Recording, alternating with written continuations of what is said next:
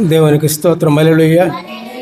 Praise the lord, praise the lord, praise the lord.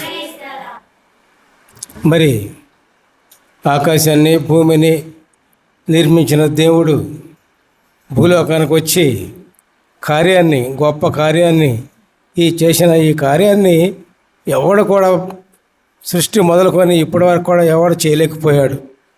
చనిపోయి తిరిగి ఎవరు కూడా లేవలేకపోయారు.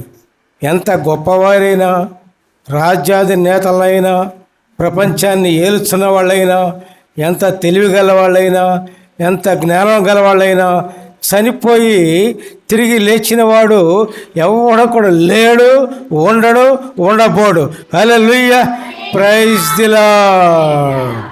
కాబట్టి పిల్లరా, ఆ పునరుత్థానం గురించి, పునరుత్థానం అంటే తిరిగి లేచుట, పునరుత్థానం అంటే తిరిగి లేచుట. ఆ తిరిగి లేచడం గురించి, పునరుత్థానం గురించి దేవుడు మరి పాత నిబంధనలోనే యేసు ప్రభువారు చేసిన కార్యాలన్నీ కూడా వివరించబడ్డాయి.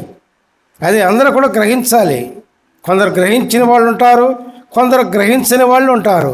కాబట్టి పిల్లరా, పాత నిబంధనలోనే దేవుని కార్యాలన్నీ కూడా, యేసు ప్రభు చేసిన ప్రతి కార్యము కూడా వివరించబడింది.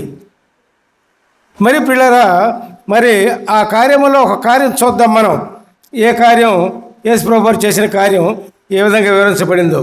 యెషయా 25వ అధ్యాయము 8వ వచనం చూడండి ఒకసారి. మరెన్నడను ఉండకుండా మరణమును ఆయన మృంగివేయును. ప్రభు అయిన యెహోవా ప్రతి వాని ముఖము మీద బాష్ప బిందువులను తుడిచివేయును. భూమి మీద నుండి తన జనుల నిందను తీసివేయును. ఈలాగున జరుగునని యెహోవా సెలవిచ్చి ఉన్నాడు.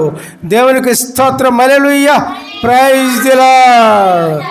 ఆ వాగ్దానమే యేసు ప్రభువారు ఇప్పుడు చేసింది. బిడారా, ఏం చేశారు? మరణమును ఆయన మృంగివేయను.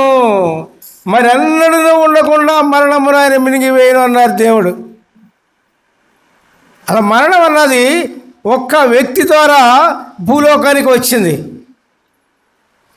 ఆ ఒక్క వ్యక్తి ఎవరో? మొట్టమొదట ఆదాము వల్ల మరణము భూలోకానికి వచ్చింది. ఒక్క వ్యక్తి ద్వారానే పునరుత్థానం జరిగింది. మరణం నశించిపోయింది, మరణం చంపివేయబడింది.